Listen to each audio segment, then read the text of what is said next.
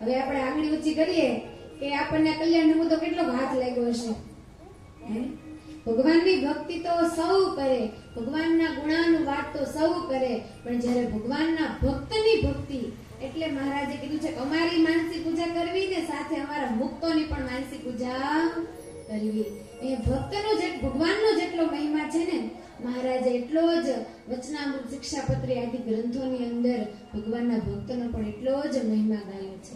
એટલે આપણે જેટલો મહારાજનો મહિમા હૃદયમાં રાખીએ એટલો કોનો રાખવાનો? ભગવાનના ભક્તનો. એ મહારાજ કે 100 જન્મે જે શુદ્ધ થવાનો હોય એને આને આ જન્મે શુદ્ધ થવું હોય તો એના માટે શ્રેષ્ઠતમ ઉપાય કયો છે? કયો કીધો? તો કે ભગવાનના ભક્તને વિશે જો દિવ્ય ભાવ રાખે, હૃદયની અંદર એના ગુણનું ચિંતન કરે, એના પ્રત્યેની ઈષ્ટ બુદ્ધિ રાખે તો મહારાજ કે 100 જન્મે કલ્યાણ થવાનું હોય ને આને આ જન્મે એનું કલ્યાણ થાય. એ ફળ કેવડું મોટું મૂક્યું. ફળ આવડું મોટું હોય તો એ કાર્ય